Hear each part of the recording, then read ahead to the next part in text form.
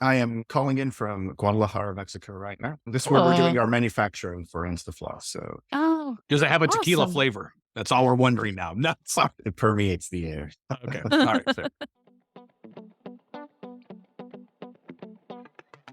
Hey, it's Nicole. Welcome back to the show. So excited to have you and to introduce you to our new guest, Eli Packouz. He's a serial inventor, not just serial entrepreneur, inventor, and a two-time founder. He started his first company with his brother, can you imagine? Called Singular Sound back in 2013 and has since launched 8 blockbuster products. But not that blockbuster, just blockbuster products in general.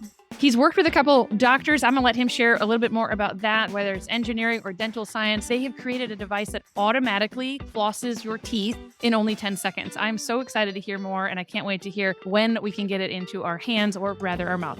After 5 years of research and development, Instafloss is ready to change the world one smile at a time. Hey, if you're an entrepreneur who usually fast forwards intros just like this one, this is the podcast for you. Serial entrepreneurs. Hey there, busy movers and shakers. I get it. You're out there conquering the business world, hustling day in, day out. Well, guess what? We've got something to amplify your efforts, something that's about to make your entrepreneurial journey even more exciting. Introducing our podcast production services, your ticket to sharing your knowledge and stories without breaking a sweat. We know your time is gold. That's why our team of podcast pros will take the reins, handle all of the behind the scenes stuff.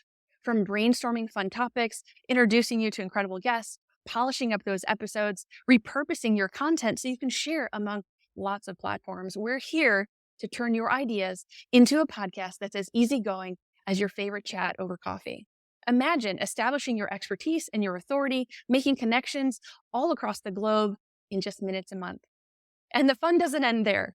Our data-savvy approach gives you insights that will help you fine-tune your content and connect with your audience even better than before. So join forces with a crew that's as enthusiastic about your podcast as you are about your business, the Smart Cookie Media crew.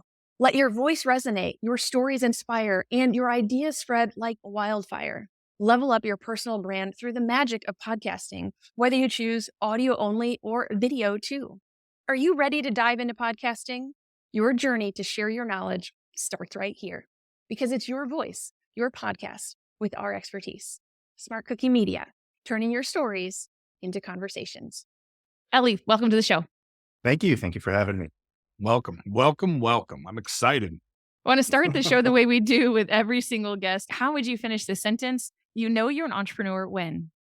Well, I think this might be a bit of a cliche answer. When you feel like you're jumping off a cliff and building an airplane on the way down. Yes, that's great. It's not a cliche. That's exactly how it feels. It's pretty accurate. All of this involves some sort of leap that requires you to gather all the pieces sort of in one fell swoop. Yeah. So tell me a little bit about that. So you've had a previous business, you've invented several products. Tell everybody, what do you do? What businesses do you own currently? So your intro was beautiful.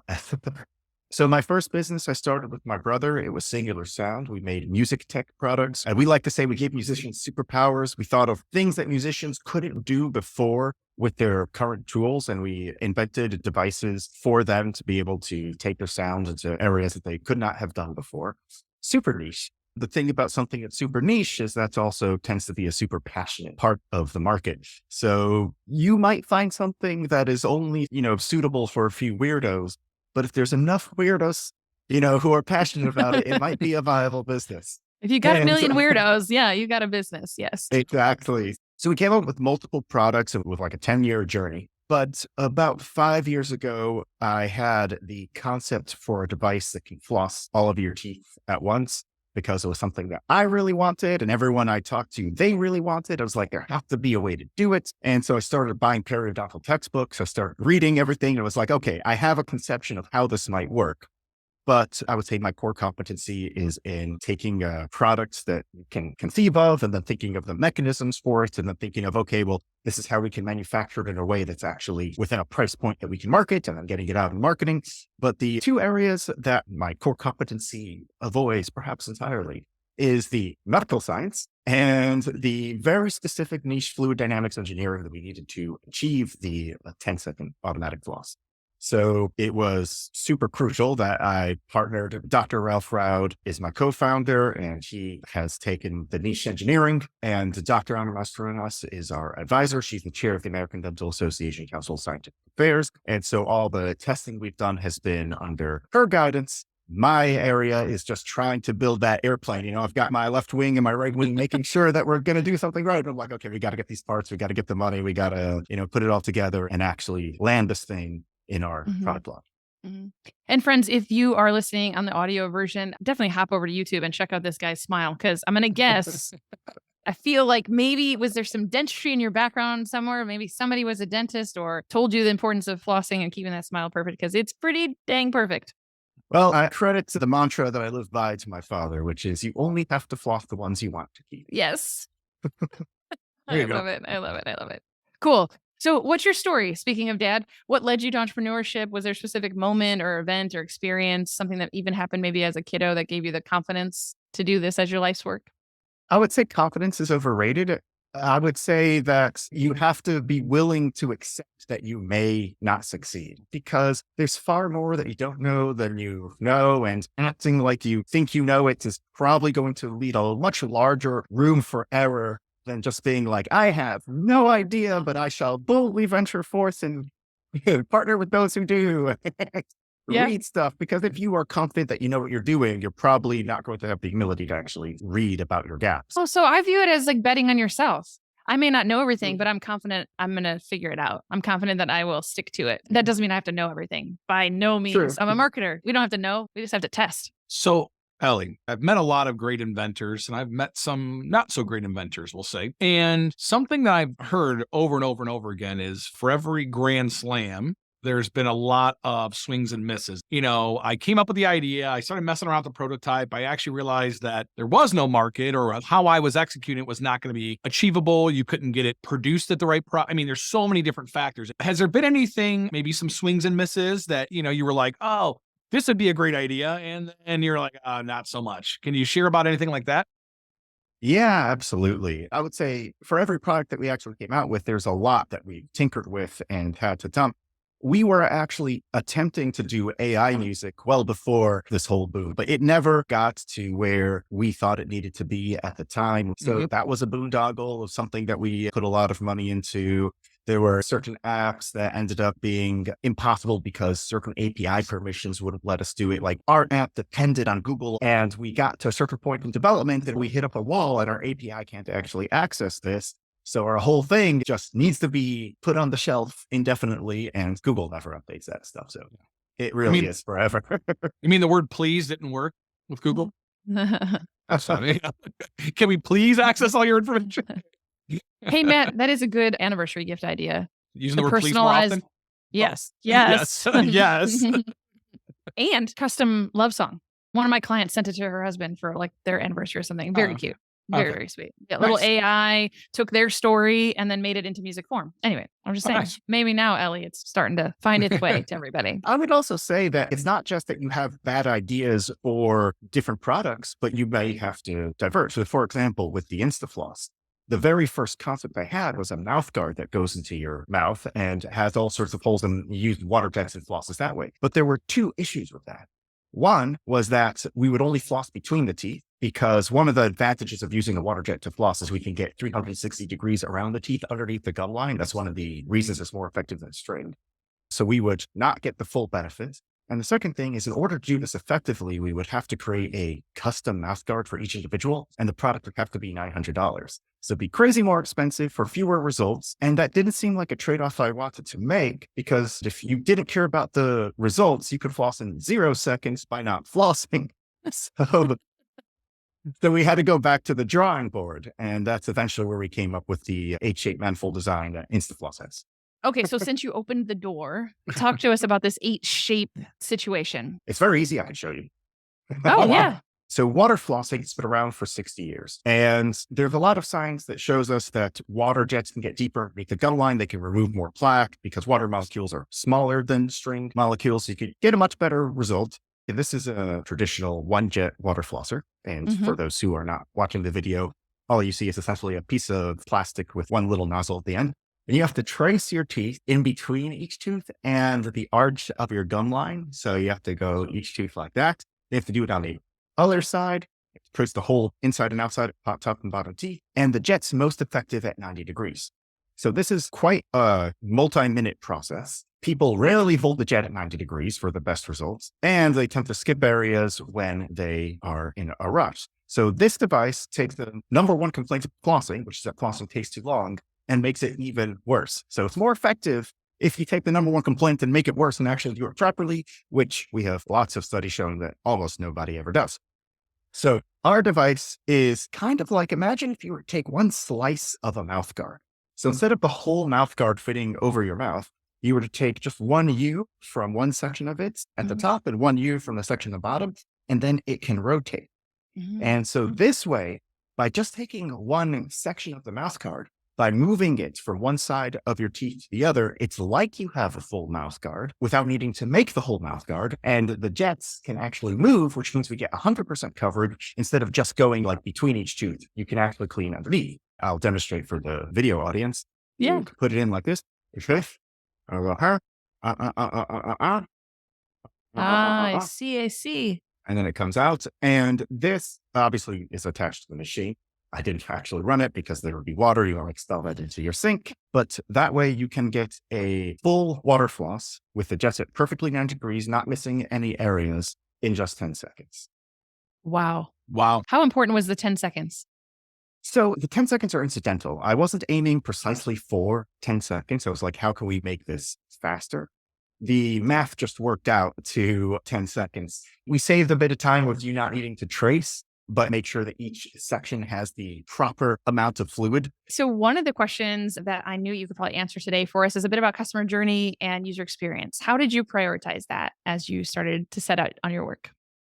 In order to make the product successful, you have to know that people are going to enjoy using this as a solution. One problem that I see a lot of inventors make the mistake is they create something for themselves.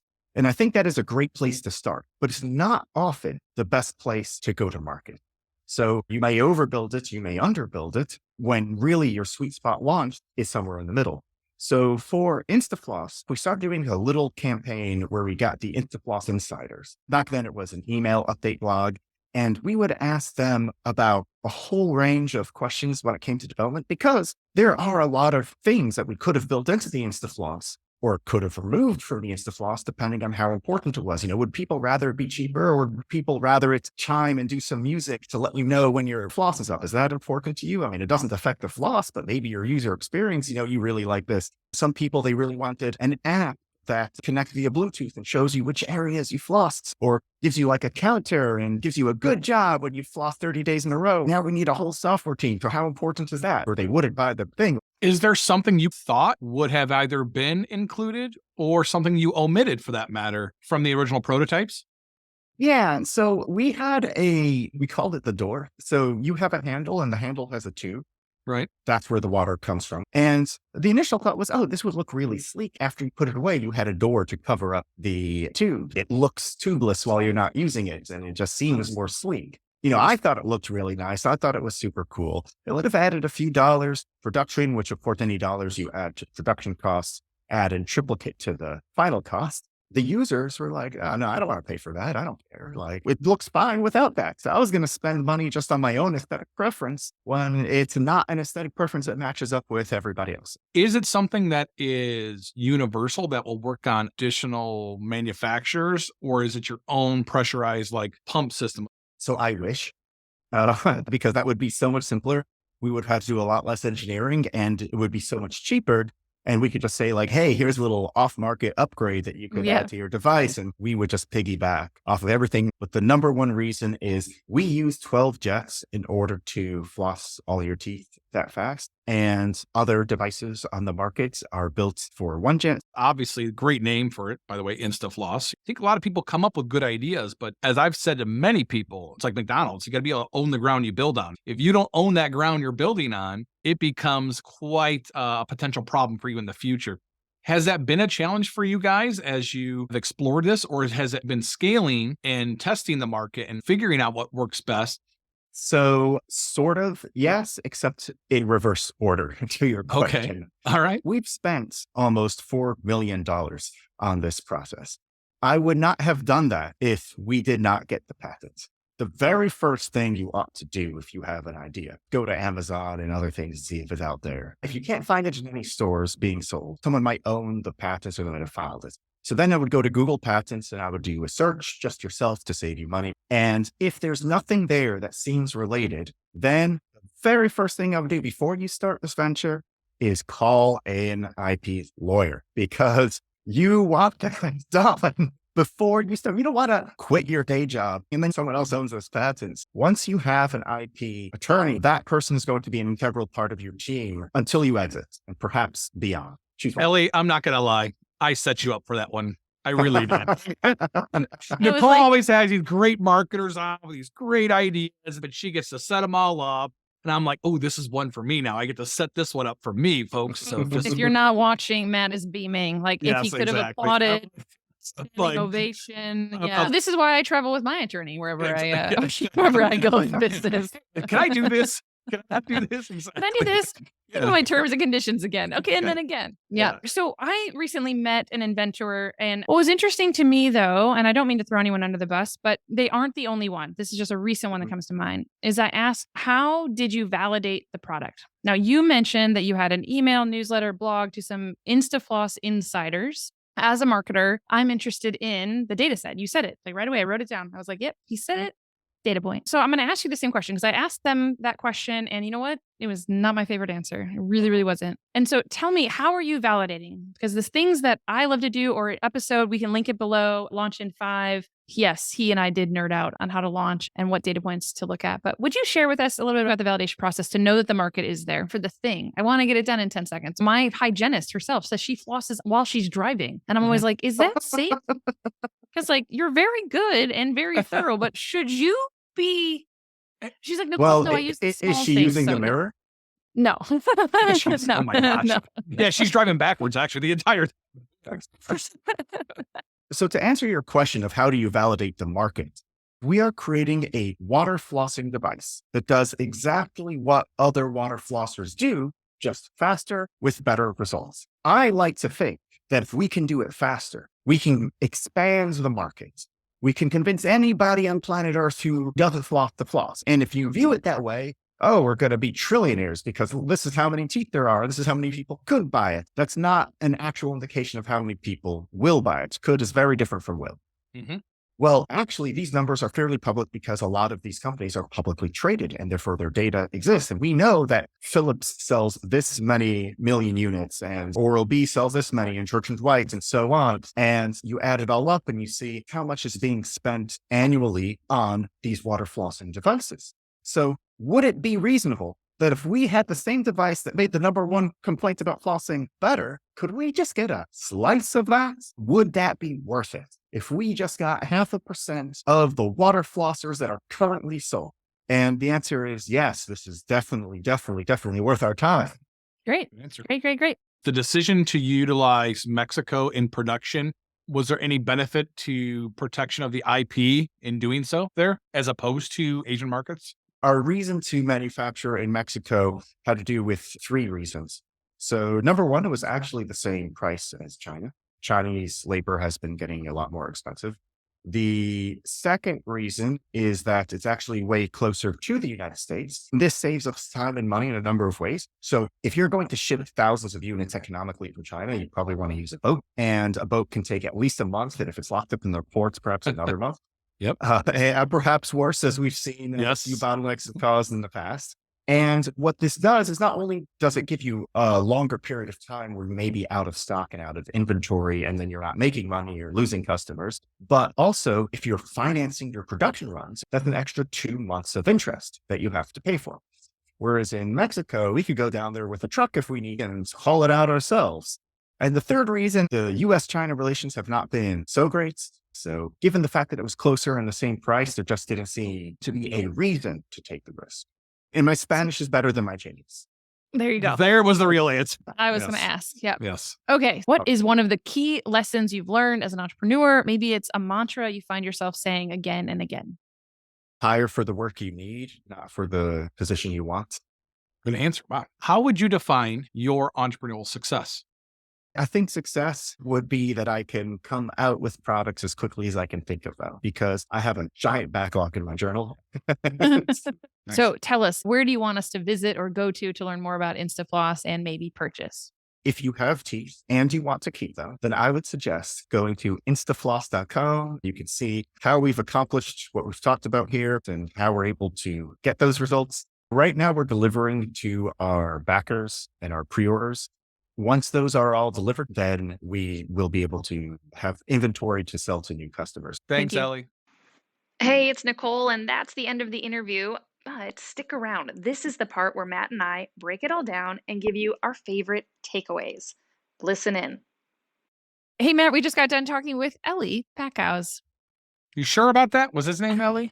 I don't know. Number one takeaway. What do you got? Well, number one takeaway is when it looks like Eli, it might be Eli. Appreciate that inside of his bio. Just a shout out to our friends at Kitcaster. They made sure his bio had the pronunciation. I love that. It did make me stop and read it several times, but not Eli, folks. We weren't mispronouncing it. His name is Eli. Second one, what do you have over there for a takeaway? It was interesting learning why they chose Mexico over China. One of which being that the increasing cost of labor and production costs in China, Mexico was about the same price.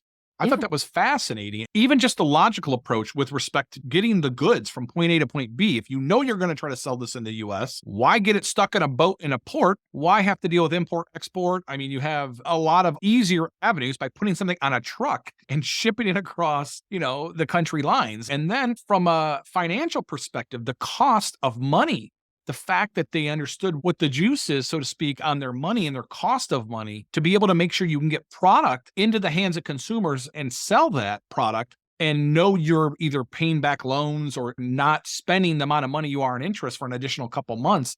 Fantastic and fascinating ideas with respect to just in general production goods of any sorts. And not that this is the pitch to use Mexico over China, but it was fascinating, Te hablo español, of the Quito. Far better than my Mandarin. I don't write Chinese. Yeah, exactly. That's great. Yeah. How about you? So number 3, I'm going to come back to data and how you validate a product when it goes to market. He certainly covered every bit for you on the legal side of protecting IP. But for me, I wanted to hear that there is a starving crowd out there for the product. I want to know how somebody determines that, because if they don't, it makes my job as a marketer that much harder if you don't figure that out early. And to me, it's not just about, we know we can get market share, right? Like if I open up a new cheeseburger spot, like, okay, yeah, I know people want that. And then it's going to be location if I'm going to want to be able to grab some market share. But for me, I wanted to know how big was the starving crowd out there that specifically wanted 10-second floss time. I mean, it's pretty impressive to me, that's for sure. But it's 10-second floss time, making sure that you're plugged into something, right? Because it's water jets. And I would just want to know for sure on how that was validated. And I think it's so important to always remember to follow that data more so than your gut. Yes. Sorry. And that's how we feel when it turns to lawyer stuff too sometimes, folks. But you are correct. Just even the fact of how much money they've invested in the product. I mean, my gosh, like to know that you're going down the right path or kicking the can down the right road, so to speak, in the right direction even.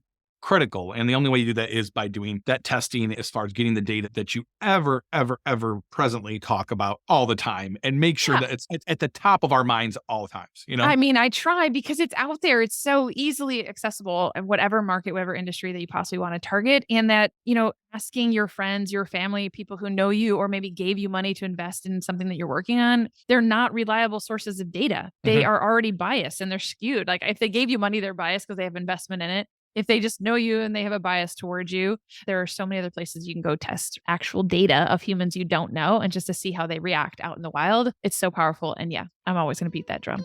Yeah, you know why? Because the people who really you should be listening to is how many people came to you after the fact and said, hey, I want my money back. I think this sucks now. Oh, man. That right there. That right there. Well, folks, what we always say, if you're listening, keep listening. You've been listening to the Serial Entrepreneur Show, produced by the team here at Smart Cooking Media.